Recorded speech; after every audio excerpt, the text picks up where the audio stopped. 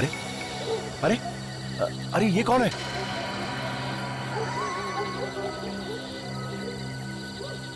लगता है कोई भिखारी है। चलो चल के देखते हैं।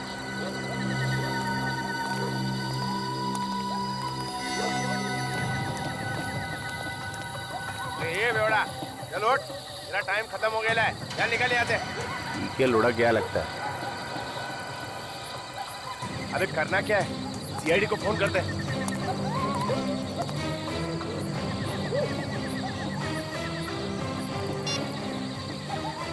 Hello hello CID.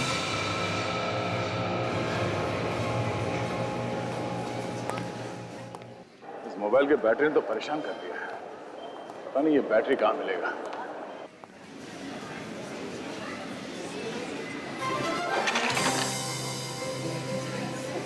I am so sorry. मैं कर लूँगी। नहीं, इट्स ओके।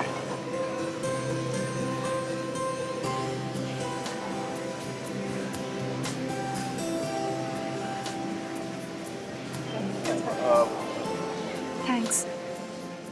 आप ठीक तो है ना? हाँ मैं ठीक हूँ। कितना हैंडसम है यार। इतनी जल्दी भी क्या थी? इतनी देर बात तो कर लेती। शट अप प्रिया।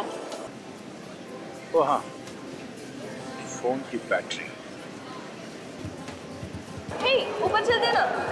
हाँ चलो। अरे कितना भी शॉपिंग कर लो कम ही होता है ना।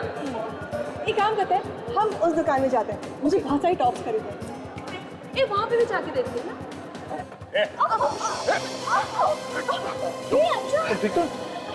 अंशा कुछ हुआ तो नहीं? I'm fine. Okay? चलो अंशा क्या यार? I'm fine. अंशा बहुत दर्द हो रहा है। पैर में मोच आ गई है। चलिए आपको हॉस्पिटल लेके चलते हैं, किसी डॉक्टर को दिखाते हैं। चलो आइए। I'll manage. देखो चल। Excuse me. हाँ विजय। क्या? खून? जोर से लगा क्या? कहाँ पे?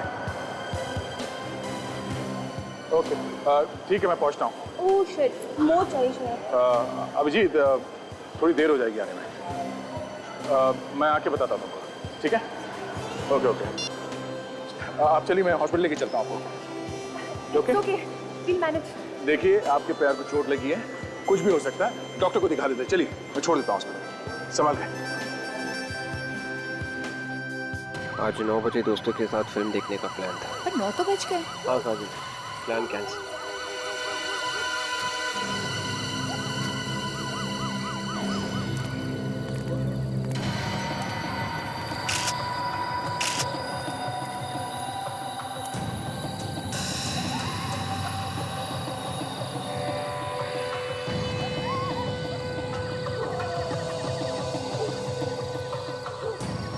कितने बजे देखा था तुम लोगों ने?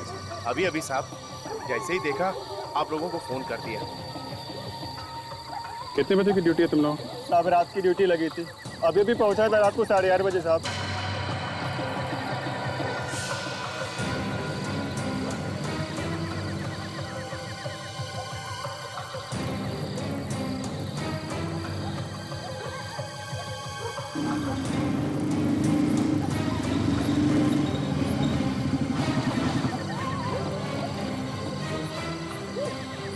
आगे ठीक ठाक है। हाँ यार, वो मॉल में एक छोटा सा एक्सीडेंट हो गया था। जिसका एक्सीडेंट हुआ उसे हॉस्पिटल में छोड़ के आया। कुछ नहीं नॉलेज बेचारा। अभी तक तो पता नहीं चला है, बस खाली यहाँ चेहरे पे नीलापन है।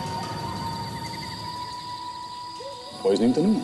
नहीं नहीं, ये हाथ और नाखून ये सब तो ठीक ठाक है। बस खाली यहाँ गले में ये देखा कैसा निशान, अजीब सा डिजाइन बना हुआ है। पता नहीं किस चीज से गला घोट दिया। ये है कौन, देखते हैं।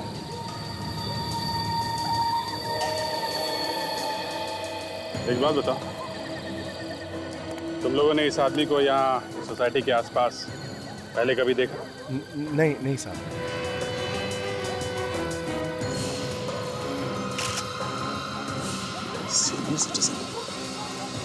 अभिजीत, हाँ दे।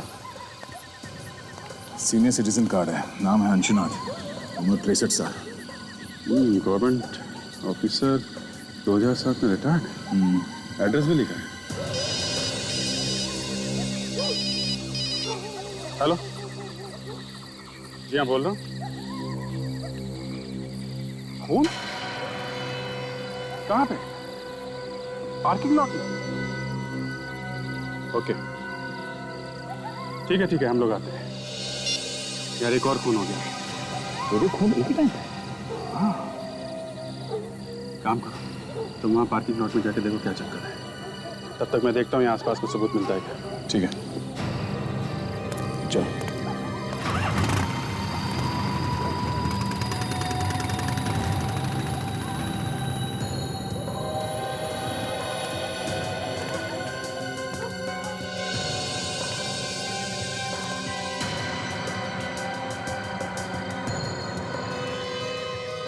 माय गॉड, ये क्या चक्कर है?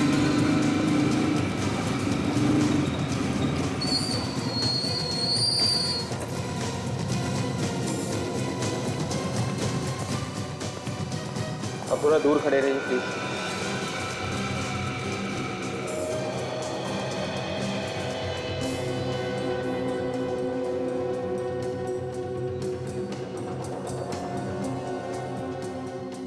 तुमने कब देखा इस लाश को?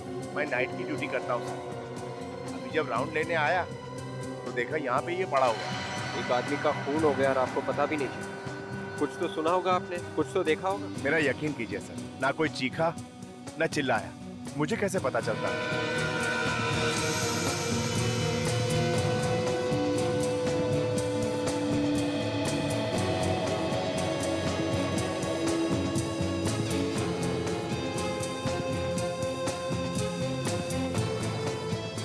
टायर के निशान काफी गहरे हैं। ऐसे लगता है कोई यहाँ गाड़ी में छुप के बैठ के इस आदमी का इंतजार कर रहा था यहाँ आने का। इस पार्किंग लॉट में कोई सीसीटीवी कैमरा भी नहीं? हाँ विवेक, यहाँ सिर पे, हाँ वैसे जरूर खूनी ने इसे पीछे से मारा होगा। मगर इसके पैर से काफी खून निकला है। जरा बॉडी पर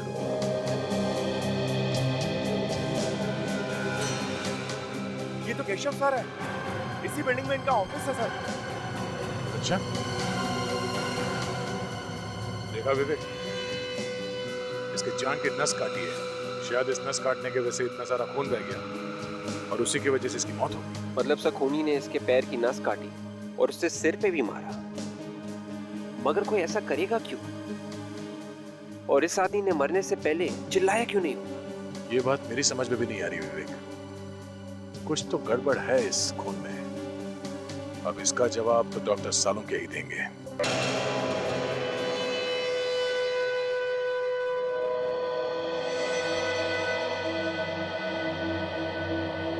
सालुंके तू टेंशन में क्यों है? ये दो खून हुए इसलिए? अरे मुझे क्या टेंशन है भाई, मैं अपनी लैब में खड़ा हूँ। टेंशन होगी आप लोगों को, दो खून हुए, गालियां आप लोगों को ज्यादा पड़ेंगी। ओए सालुंके, आज तक कभी ऐसे हुआ है कि हमने कोई केस सॉल्व नहीं की? हाँ, 2-4 बार तो हुआ। ओए दिमाग खराब मत कर। कब हुआ है? कब हुआ है? तब हुआ है ना जब तुम अपने हाथ ऊपर कर देते हो, कहते हो कि भैया मुझसे अब कुछ नहीं होता है, तब हम पिट जाते हैं। अच्छा, मतलब मैं विलेन हूँ? पहले से ही हो। पहले से ही। बहुत बढ़िया। मतलब अगर अपराधी न पकड़ा जाए तो न पकड़े जाने की माला मेरे गले में, और अगर अपराधी पकड़ा गया तो उसकी तालियां आप लोगों के हिस्से में। बिल्कुल। तो जाइए, तालियां बजवाइए, जाइए। अरे सालुंके, मेरी बात सुन।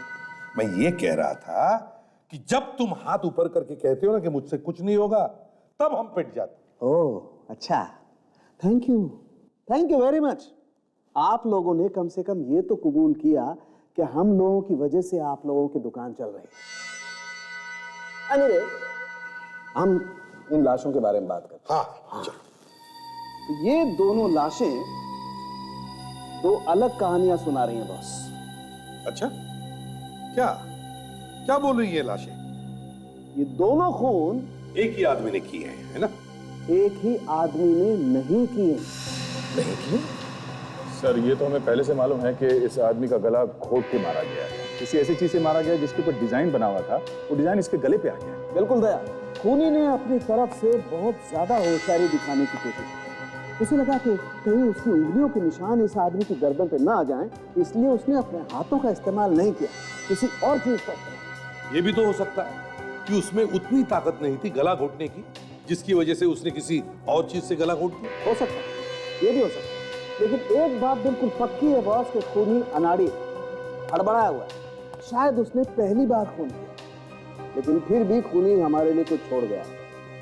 ये इसकी गर्दन पर पड़े हुए निशान, इन निशानों से हम उस चीज तक पहुंच सकते हैं जिससे इसका गला दबा है। और एक बात और, ये खून शाम को 6 बजे से 8 बजे के बीच में किया गया, और ये खून शाम को 8 बजे से रात के 10 बजे के बीच में किया गया। ये भी तो हो सकता है सारुंखे कि उस खूनी ने इस आदमी का 6 और 8 बजे के बीच में खून कर दिया, और फिर दूसरी जगह जाकर इस आदमी का 8 और 10 बजे के बीच में खून कर दिया। नहीं बॉस, मुझे ऐसा बिल्कुल नहीं लगता। मुझे लगता है 2 अलग अलग खूनी। ये वाला खून जिसने किया है वो खूनी एकदम अनाड़ी है, और ये खून जिस खूनी ने किया है वो एकदम प्रोफेशनल है, पहुंचा हुआ। इस आदमी के सिर पर जो वार है, हाँ, इसीलिए मैं कह रहा हूं कि वो एकदम प्रोफेशनल है। पहले उसने इस आदमी के सर पे वार किया ताकि ये बेहोश हो जाए, और फिर बेहोशी की हालत में उसने इसकी जांघ की नस काट डाली जिससे मर जाए। अगर नस काटनी थी तो गर्दन की नस काट देता था। दया, जैसे कि आप लोग जानते हैं, गले की नस कटने से इंसान को मरने में 1-2 मिनट लग जाते हैं, जबकि ये पैर की नस जो हमारे दिल से जुड़ी हुई है, इसको कटने से इंसान बस 30 सेकंड में मर सकता है। 2 खूनी, एक अनाड़ी और एक पहुंचा हुआ। कहीं ये दोनों खूनी एक दूसरे को जानते तो नहीं?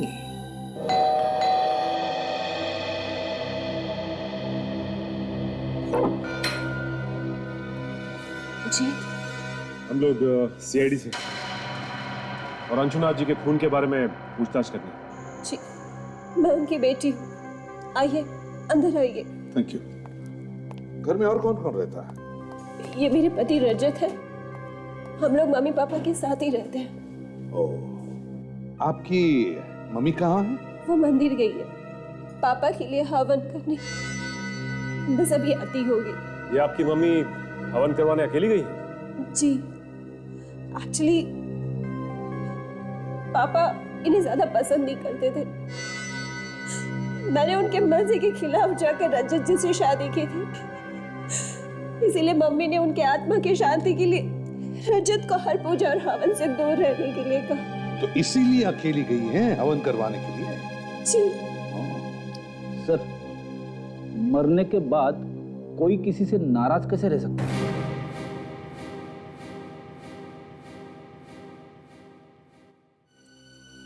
रजत जी, जरा बताइए, कल शाम को 6 और 8 बजे के बीच कहाँ थे आप?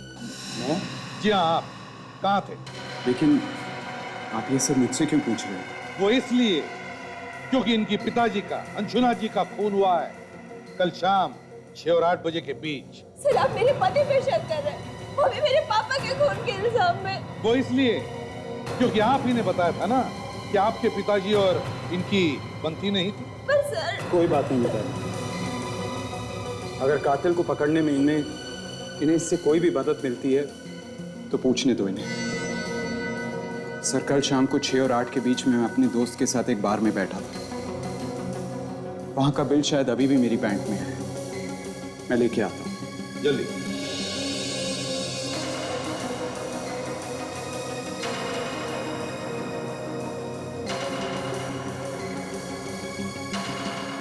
ये लीजिए सर।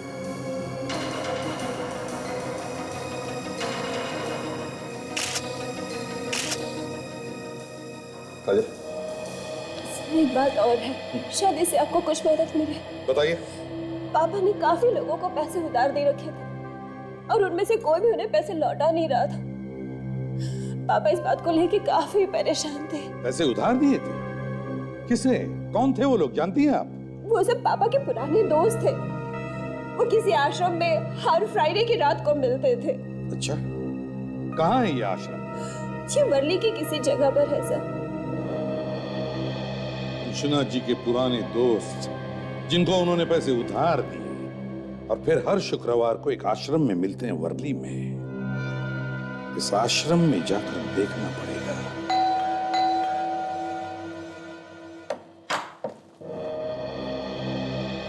केशव का घर यही है? जी हाँ। हम लोग सीआईडी से। सीआईडी? आइए आइए अंदर। साहब, ये लोग सीआईडी से हैं, आप लोगों से मिलना चाहते हैं। जी कहिए। माफ कीजिए आप लोगों को तकलीफ दे रहे हैं, लेकिन हमें केशव के बारे में आपसे कुछ बातचीत करनी है। जी बोलिए। मैं ही केशव का पिता हूँ। ये मेरी पत्नी, ये मेरा छोटा भाई, ये उनका बेटा और ये उनकी पत्नी। देखिए हम जानते हैं कि आप लोगों पे क्या बीत रही होगी, पर ये जानना बहुत जरूरी है कि केशव की किसी के साथ कोई दुश्मनी थी? केशव की दुश्मनी हो ही नहीं सकती थी। सोने के जैसा दिल था उसका, किसी से कोई लड़ाई झगड़ा वगैरह कुछ नहीं था। दुश्मनी नहीं तो कोई ऐसा आदमी जिसके साथ उसकी बनती ना हो? मुझे तो ऐसा कोई आदमी याद ही नहीं आता जो केशव भैया को पसंद ना करता हो। हाँ बेटे, तुम्हें कैसे याद आए? बिरजू, एक मिनट आप रुकिए उधर। ये जो अभी आपने कहा कि आपको कैसे याद आएगा, ये क्यों कहा आपने? क्यों नहीं याद आएगा इनको? बस ऐसे ही बोल दिया था। नहीं, कोई तो कारण होगा। क्या बात क्या है? केशव जी का इनके साथ रोज किसी न किसी बात पे झगड़ा होता था। किस बात पे झगड़े होते थे केशव के साथ? ऐसी तो कोई बात नहीं थी सर, मैं बताता हूँ। कपिल ना केशव के बिजनेस में काफी दखल अंदाजी करता था। ये बात केशव को बिल्कुल पसंद नहीं थी। इसी बात पर कभी कभी बहस हो जाती थी बस। कपिल जी, कल रात 8 से 10 बजे के बीच में आप कहाँ थे? आप मुझ पर शक कर रहे हैं? देखिए, आप इस तरह मेरे बेटे से बात नहीं कर सकते। मैंने सिर्फ एक सवाल पूछा, उसका जवाब दो। कल रात 8 से 10 बजे के बीच में तुम कहाँ थे? मैं कल शाम को अपने दोस्त देवांग के घर पे था। देवांग के यहाँ? लेकिन कल जब अपनी बात हुई थी तब तो तुमने कहा था कि तुम मयूर के यहाँ हो। वो मेरा मतलब है कि मैं देवांग के घर गया जरूर था, पर वो मिला नहीं तो मैं मयूर से मिलने चला गया। अच्छा, इस फैमिली बिजनेस के अलावा ये केशव किसी एड एजेंसी में भी काम करता था? जी हाँ, वो एक एड एजेंसी का मालिक भी था और पिछले काफी दिनों से वो काम को लेकर परेशान रहता था। उसका एक पार्टनर भी है, आलोक। आलोक? ठीक है, इस आलोक से भी मिल लेते हैं। सर, इस आलोक को जरूर कुछ पता होगा। देखते हैं।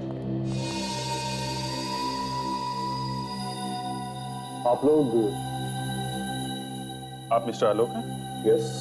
आप लोग? हम लोग सीआईडी से हैं। आपको तो मालूम ही होगा कि केशव का खून हो गया है। जी हाँ, मुझे मालूम है। बस उसी सिलसिले में कुछ पूछताछ करनी है आपसे। It's such a shock. कल तक जो मेरी बगल वाली कुर्सी पर बैठा करता था, वो अचानक यकीन नहीं होता। केशव की खूनी को पकड़ने के लिए किसी भी तरह की मदद चाहिए, मैं करने को तैयार हूँ। एक्सक्यूज मी सर, ये कुछ अर्जेंट पेपर्स हैं, क्लाइंट्स को भेजने हैं, आपके सिग्नेचर।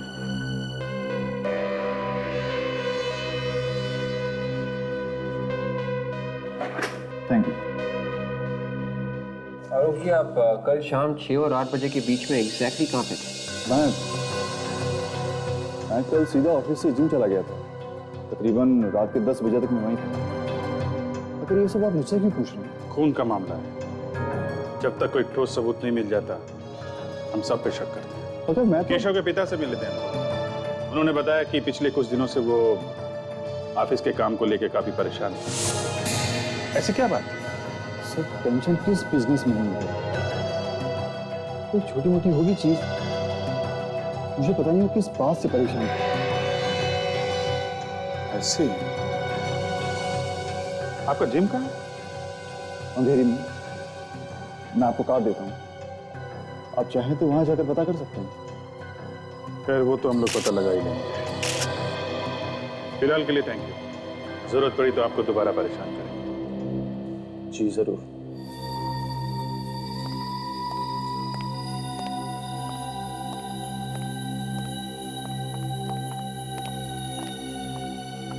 ये क्या चक्कर है? ताशा देखो जरा।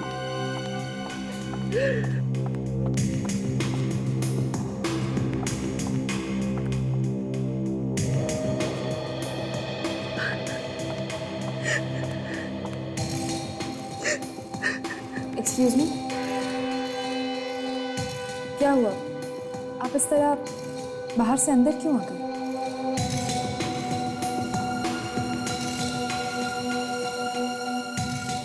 आप काफी परेशान लग रही हैं। देखिए, ऐसी कोई बात हो जो आपको बतानी है केशव के बारे में? केशव और मैं एक दूसरे से बहुत प्यार करते थे और बहुत जल्द हम लोग अपनी शादी की बात अपने घर वालों से करने जा रहे थे। I'm really sorry, लेकिन ऑफिस में कोई ऐसा हो जिस पर आपको शक हो, ऐसा कोई जिससे केशव का लड़ाई झगड़ा हुआ हो? केशव सिर्फ एक इंसान से हमेशा परेशान रहते थे और वो है ये आलोक।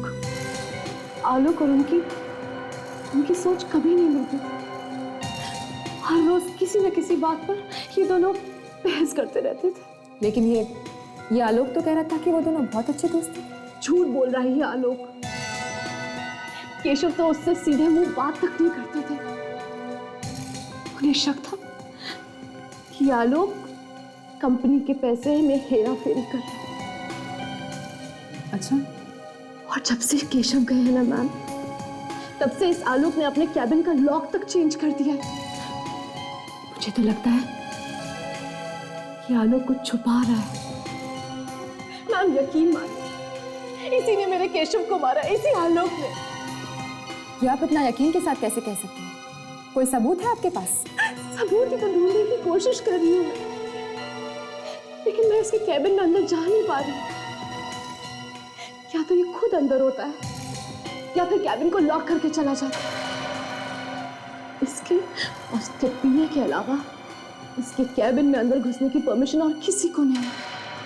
ठीक है, आप बिल्कुल चिंता मत कीजिए। अब जो करना है हम लोग करेंगे।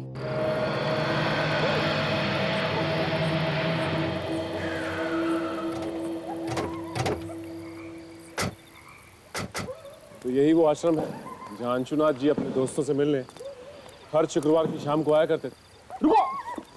रुको, ये आश्रम है। जूते पहन के जाओगे तो पाप लगेगा। हमें जूते उतार के अंदर जाना चाहिए। ठीक, चलो।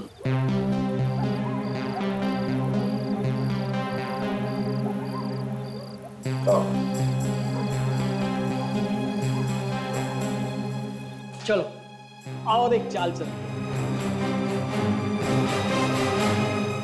ये सब क्या हो रहा है यहाँ पे? बहुत चालें चल रही। आश्रम के नाम पर अय्याशी हो रही है यहाँ पर। आप? हम लोग सीआईडी से हैं। अंशुनाथ के खून के बारे में पूछताछ करने आए हैं। सीआईडी? हाँ सीआईडी। क्लब जैसे माहौल को आश्रम कहते हैं आप लोग? सर जी, हमारे जैसे उम्र के लोग जाएं तो और कहाँ जाएं? हम सब रिटायर्ड लोग हैं। अब अगर घर पर बोलेंगे ताश खेलने जा रहे हैं तो बहू बेटे क्या समझेंगे? हाँ, देखिए, इसीलिए आश्रम का बहाना देकर हम हफ्ते में एक बार यहाँ आते हैं, हंसते हैं, खाते हैं, जीते हैं और कभी कभी पी लेते हैं। वो सब तो ठीक है, लेकिन आपके बीच से आपके एक दोस्त अंशुनाथ जी गुजरे। आप लोगों ने हफ्ते भर के लिए भी ये हंसना खेलना बंद नहीं किया? अरे भाई, उम्र ही ऐसी है। हमने तो सब कुछ देख लिया, अब तो बस जाने के इंतजार में जी रहे हैं। बात तो ठीक कही आपने, पर कम से कम अंशुनाथ जी के खूनी को पकड़ने में आप हमारी मदद तो करेंगे ना? जरूर करेंगे, लेकिन ये अंजुनाथ के मर्डर करने वाले को क्या फायदा हुआ होगा, समझ में नहीं आता। उसके घर वालों के बारे में हम ज्यादा कुछ तो नहीं जानते, पर एक बार उसका दामाद रजत उसका पीछा करते करते यहाँ आया हुआ था। उन दोनों में काफी बहस भी हुई थी। हमें तो पता चला है कि अंशुनाथ जी से आप लोगों ने कुछ उधार पैसे लिए थे जो अभी तक लौटा ही नहीं है। अरे किस उधार की बात कर रही हैं आप? हाँ? अरे हमने तो अपने सारे बच्चों की शादियां करवा दी हैं और हम सब खुशी खुशी रिटायर हो चुके हैं। हमें कोई भी पैसों की जरूरत नहीं है। अंशुनाथ को बड़ा दांव खेलने की बहुत आदत थी। जब भी उसे हम रोकते थे तो कहता था सारी जिंदगी पैसा कमाने में निकल गई, अब खर्च करने का मजा ले रहा हूं। सही कह रहा है। अब बड़े दांव में जीत तो बड़ी होती है, लेकिन हार भी बड़ी होती है। वो बहुत बार गेम में पैसे हार चुका था। शायद इसी बात को छुपाने के लिए उसने घर वालों से झूठ बोला होगा। तो ये बात है। ठीक है, अगर हमें आप लोगों की दोबारा जरूरत पड़ी तो हम आपको याद करेंगे। जी।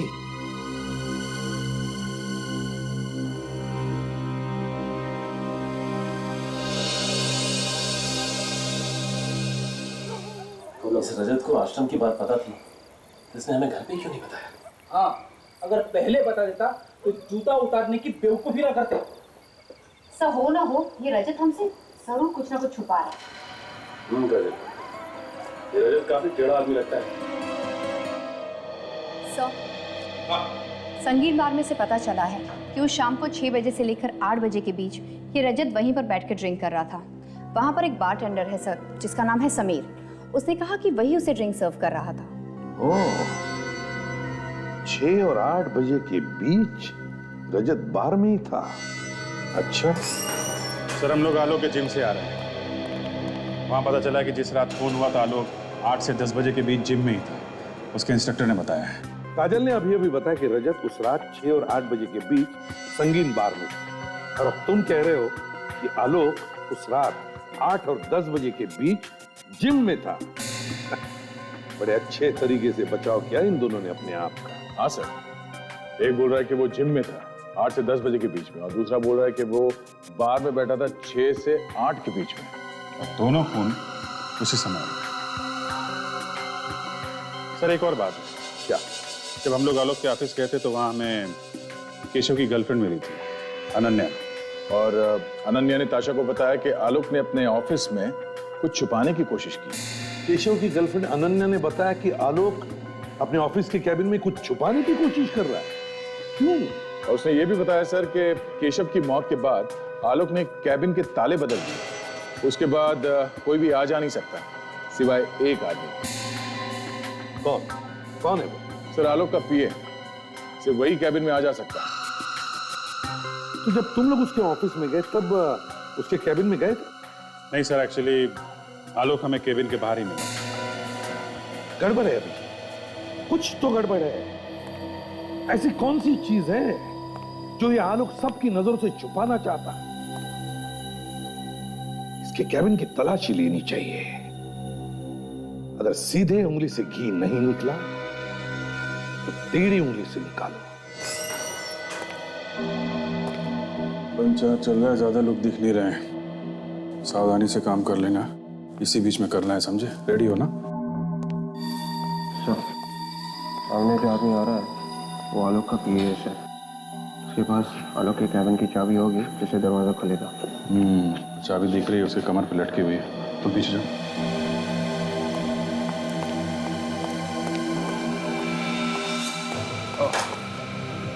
संभाल के लगी तो नहीं आपको?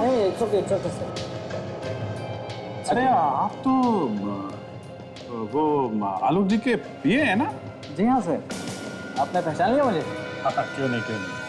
कल आलोक जी से बात हो रही थी तो आप आए थे वो कुछ असाइनमेंट कराने के लिए। जी हाँ। अच्छा सर, ये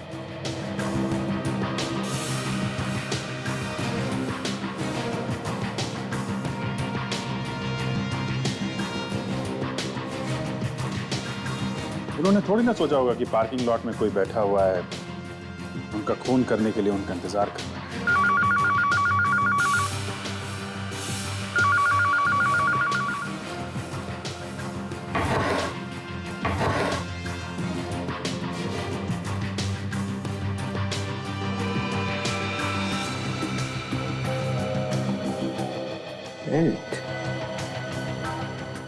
एक मिनट ये बेल्ट का पैटर्न बिल्कुल वैसा ही है जैसा हमें अंशुना के गले पे मिला। 9 बजे आ जाते थे? जी हाँ। और किस प्रोजेक्ट पे काम चल रहा था? अभी तो फिलहाल दिवाली के लिए कुछ खास एड डिजाइन कर रहे थे, वो खत्म होते ही क्रिसमस और न्यू ईयर के लिए कुछ प्लानिंग चल रही है। वैसे केशव सर ने एक अभी फ्रेश एड बनाया था। नहीं मत बताना टीवी में देखूंगा ना फ्रेश तो अच्छा लगेगा। वैसे भी मेरा काम हो गया है। आपका काम मतलब? नहीं हो गया, जो पूछना था वो हो गया। अच्छा। आप जरूरत पड़ेगी तो आपसे दोबारा मिल लूंगा। Most welcome sir, no problem. ये कार्ड आपका गिरा है क्या? हाँ उठा लीजिए।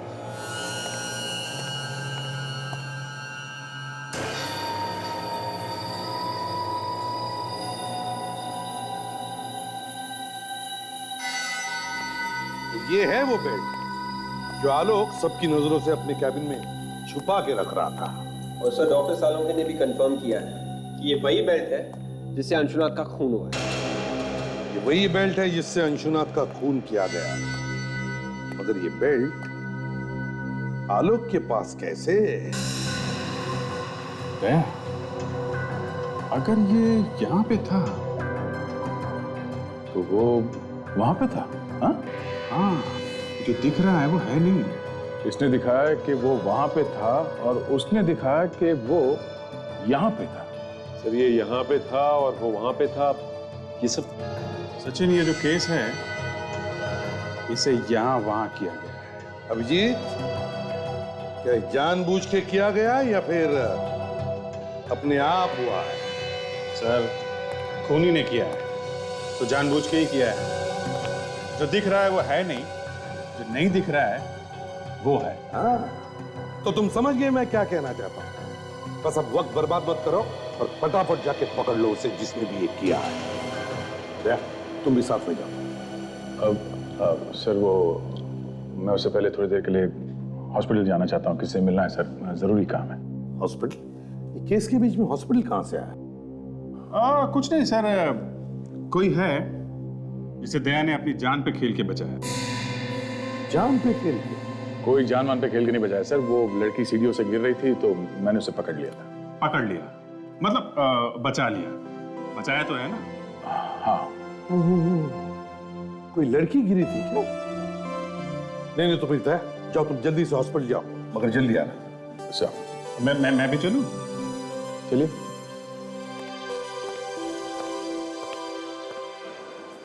अच्छा तो यहाँ पे है तुम्हारी अंशा। सिर्फ अंशा अभिजीत, कोई मेरी अंशा नहीं। और प्लीज अंदर कुछ इधर उधर की बातें मत कर देना। मैं तुम्हें कल लेने जरूर आऊंगा। ठीक है, बाय। नहीं मैं क्या बोलूंगा, तुम लोग बातें करना, मैं तो देखता रहूंगा। अंदर चलो तो सही।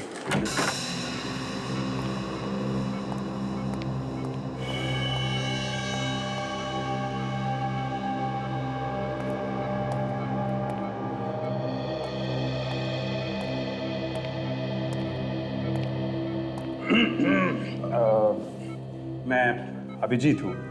Sorry Abhijit my friend. कैसे हैं आप? दर्द अभी कम है, पर पैर मुड़ने की वजह से मुझे मोच चाहिए है। But I will be fine. कल तक मुझे हॉस्पिटल से डिस्चार्ज भी मिल जाएगा। अच्छा, वेरी गुड। वो डॉक्टर ने एक्सरे वगैरह देख लिया ना? He is fine with it. I will be fine. Okay. अच्छा ये जो अभी आपसे मिलके गए वो कौन थे? वो मेरी फ्रेंड है प्रिया। नहीं उसके पहले जो गए थे वो मेरी कजिन है बंटी भैया। अच्छा बंटी भैया।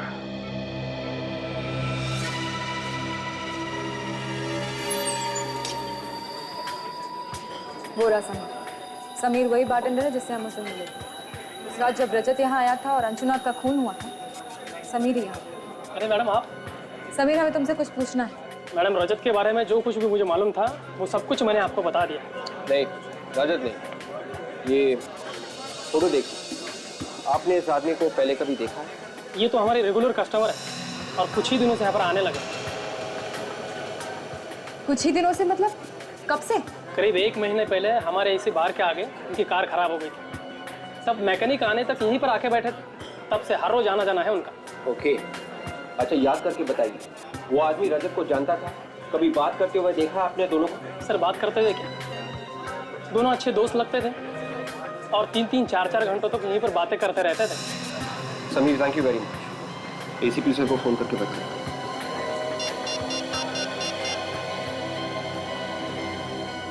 हेलो सर, आपका शक बिल्कुल सही निकला। सर, मैं केशव के खूनी को किसी भी कीमत पर सजा दिलवाना चाहती हूँ और उसके लिए मैं आपकी हर तरीके से मदद करने के लिए तैयार हूँ। गुड।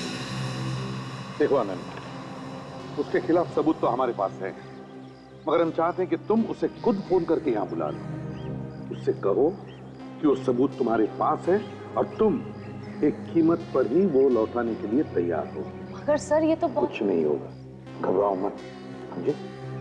देखो, सबूत ढूंढने की कोशिश करेगा और जब उसे कमरे में सबूत नहीं मिलेगा तो अपने आप को बचाने के लिए भागने की कोशिश करेगा और वो तुम्हारे पास आएगा सबूत लेने के लिए और हमारे जाल में फंस जाएगा, समझे? कुछ नहीं होगा, तुम्हें घबराओ मत। चलो जल्दी से फोन करो उसे। जी सर। करो। हेलो, मैं अनान्या बोल रही हूँ। मुझे पता है कि इस वक्त तुम क्या ढूंढ रहे हो। वो सबूत जो तुम सबसे बचाने की कोशिश कर रहे थे वो अब मेरे पास है और बहुत जल्द मैं उसे सीआईडी के पास भेजने वाली हूँ। अब तुम बच नहीं सकते। सीआईडी? नहीं अनन्या, मेरी बात सुनो, ऐसा मत करो प्लीज। तुम्हें इसकी जो कीमत चाहिए मैं चुकाने के लिए तैयार हूँ। प्लीज सीआईडी के पास मत जाओ। कीमत? वाओ, मेरे बोलने से पहले ही तुमने कीमत की बात छेड़ दी। मुझे तुम्हारे सबूत के लिए पूरे 50 लाख रुपए चाहिए। 50 लाख? देखो, हाँ, रकम की मत सोचो, अपनी जान के बारे में सोचो, वरना बिना टाइम वेस्ट किए मैं सीआईडी के पास चली जाऊंगी, समझे ना? नहीं नहीं, ठीक है, मैं तैयार हूँ। मुझे 2 घंटे में मिलो, मैं तुम्हारे पूरे पैसे कैश में दे दूंगा। प्लीज वो सबूत किसी और को मत दिखाना। मैं इतनी बेवकूफ नहीं हूँ। अच्छा, कहाँ मिलना है? मैं तुम्हें जगह का नाम एसएमएस करती हूँ। सर, वो तैयार हो गया, हमें उसे जगह का नाम एसएमएस करना होगा। Very good Ananya. अब देखो शिकारी कैसे खुद शिकार बनकर हमारे जाल में फंस जाएगा।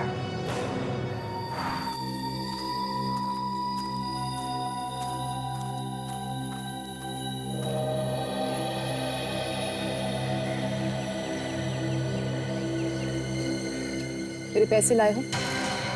तेरे समझ के देखो।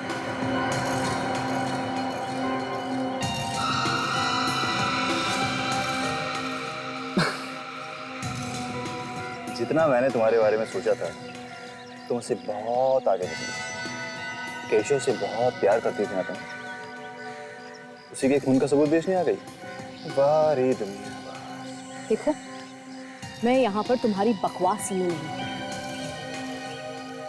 कल तक मेरे साथ केशव था, मेरे पास सब कुछ था, लेकिन आज जब वो नहीं है तो मुझे भी तो अपने कल के बारे में सोचना पड़ेगा ही ना। 50 लाख देने वाली हो ना तुम मुझे? हाँ, मगर उसमें थोड़ी सी प्रॉब्लम है। मजबूरी? ये कौन सा नया ड्रामा है? देखो, वैसे भी बहुत कुछ हो चुका है। 50 लाख देने को तो मैं तुम्हें अभी दे सकता हूँ, मगर मुझे इस चीज पर यकीन नहीं कि 50 लाख रुपए लेकर तुम सीधे सीआईडी के पास चली जाओगे। मेरा सारा राज तो खुल चुका ना तुम्हारे सामने, क्यों?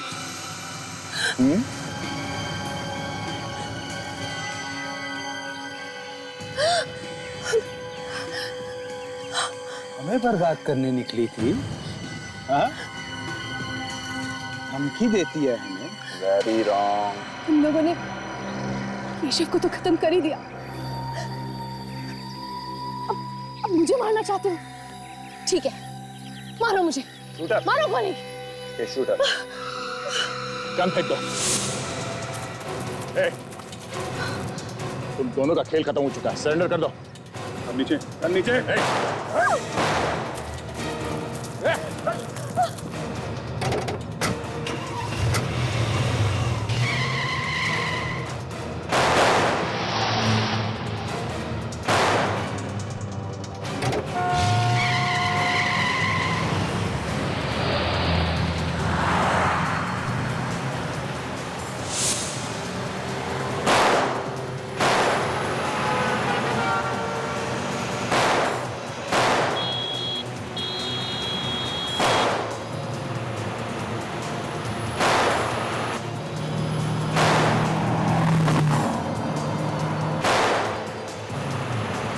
आखिर लड़की ने फंसा ही दिया ना। ओह माय गॉड, क्या हुआ? लगता है टायर पंचर हो गया। टायर पंचर हो गया? हाँ, क्या बात कर रहे हो?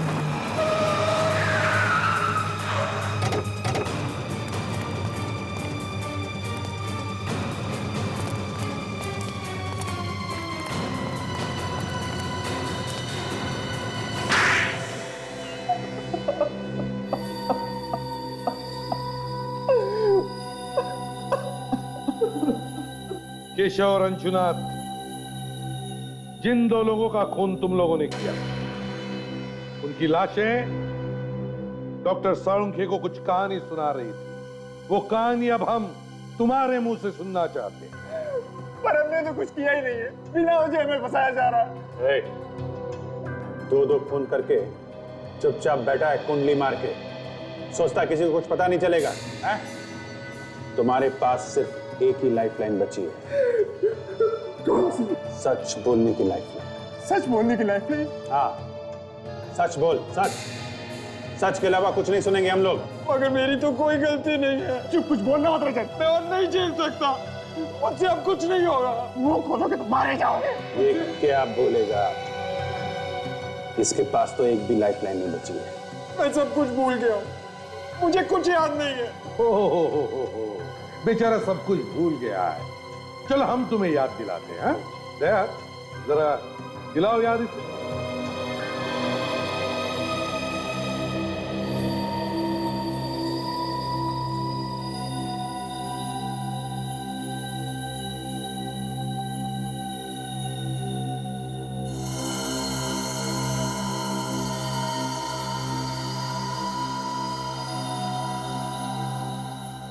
शहर में दो लोगों का खून होता है, दोनों एक दूसरे को नहीं जानते हैं। कोई नई बात नहीं है, ऐसा अक्सर होता है। दोनों का आपस में कोई संबंध नहीं। एक बूढ़ा आदमी रिटायर्ड, दूसरा एक एड एजेंसी का मालिक। दोनों खून दो अलग अलग जगह पे अलग अलग टाइम पे होते हैं।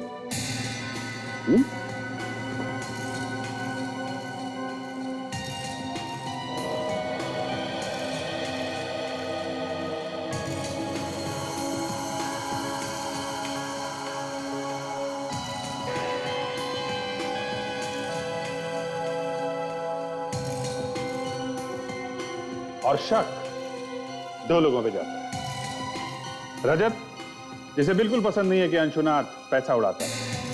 और आलोक कंपनी में से पैसों की चोरी करता है, और इसलिए केशव उस पे केस करने वाला था। मतलब ये दोनों खून पैसों के लिए हुए। और सबसे मजे की बात यह है सर, जब अंशुनाथ का खून हुआ तब रजत अपने दोस्त के साथ बार में बैठ के दारू पी रहा था। रजत ने अपने आप को बहुत अच्छी तरह से बचा लिया सर। और ये आलोक भी जिम में अपनी बॉडी बना रहा था जब केशव का खून हुआ, इसलिए दोनों ही बच गए। अब पकड़े तो पकड़े किसे, मगर तभी ये बेल्ट मिल गई। ये बेल्ट आलोक हमें तुम्हारे केबिन से मिली, जिसमें वही डिजाइन बनी हुई है जो बदकिस्मती से अंशुनाथ के गले में थी। सच बात तो यह है कि तुम दोनों ने आपस में अपनी पीठ थपथपाई है। लेकिन एक बात समझ में नहीं आ रही है, तुम दोनों मिले कैसे? संगीन बात में। संगीन बात? इसकी बातों में आ गया था सर, और मैंने अपने हाथों से केशव को मार डाला। मुझसे गलती हो गई, प्लीज मुझे माफ कर दीजिए। वाह, और इन दोनों ने आपस में मिलके एक दूसरे का काम कर दिया सर। 6 और 8 बजे के बीच में आलोक ने अंशुनाथ का खून किया। उसके बाद वो खुद जिम में गया, वहां पे कसरत करने में जुट गया।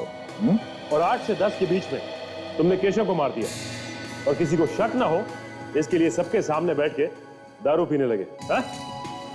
पर सर, इन दोनों ने एक दूसरे के लिए खून किया क्यों? क्योंकि विवेक, किसी को भी शक नहीं होगा। तू मेरा काम कर, मैं तेरा काम करूंगा।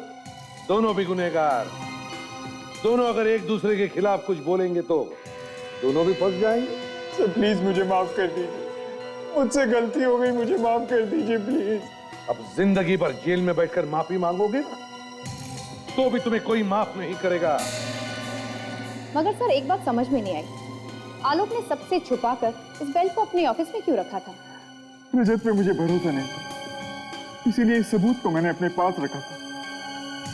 पता नहीं ये सबूत आप लोगों के हाथ कैसा लग गया। ये बेल्ट हमारे हाथ कैसे लगा, ये सोचते बैठना जेल में तब तक जब तक फांसी का ऑर्डर नहीं आता।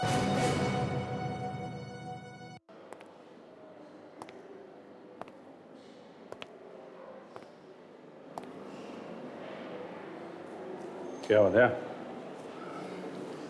जी मेरी समझ में नहीं आ रहा है कि मैं क्या करूं और कैसे करूं। क्या समझ में नहीं आ रहा है? किसकी बात कर रहे हो? उसी की बात कर रहा हूं यार, और किसकी बात करूंगा। ये हंशा में ऐसा कुछ है, पता नहीं, बार बार उसी का ख्याल आता है दिमाग में। ऐसा लगता है कि मुझे उसके बारे में और भी जानना चाहिए। 2-3 बार मिलने में ही ऐसा लगने लगा है? हाँ यार, मेरी समझ में भी नहीं आ रहा कि इतनी जल्दी ऐसे कैसे हो गया। जब देखो दिमाग में उसी का ख्याल रहता है। कोई एक अजीब सा कनेक्शन है उसके साथ में। मुझे लगता है कि सिर्फ तुम्हें लगता है या उसे भी ऐसा महसूस हो रहा है? पता नहीं यार। अब जी तुम्हें तो मालूम ही है कि मेरे साथ क्या क्या हो चुका है। अब तो डर सा लगने लगा है कि कोई गलती ना हो जाए मुझसे। तुम्हें लगता है कि तुम फिर से चक्करों में ना फंस जाओ? हैं? पता नहीं। धीरे, एकदम से धीरे।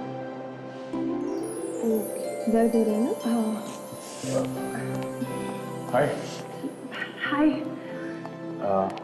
क्या कहा डॉक्टर ने? 1 हफ्ते में एकदम ठीक हो जाऊंगी, बिल्कुल पहले जैसे। बस तब तक चलना फिरना थोड़ा कम करना पड़ेगा। ये तो अच्छी बात है, तुम्हें रेस्ट की जरूरत है। You should take rest and take care also. I will drop you. Come. संभाल के please.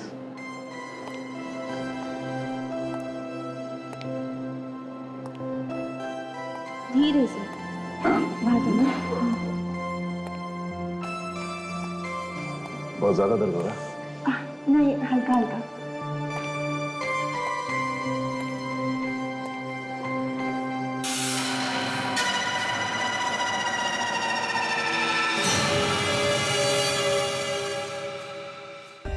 For more updates, subscribe to our channel, click the show links and enjoy watching the videos.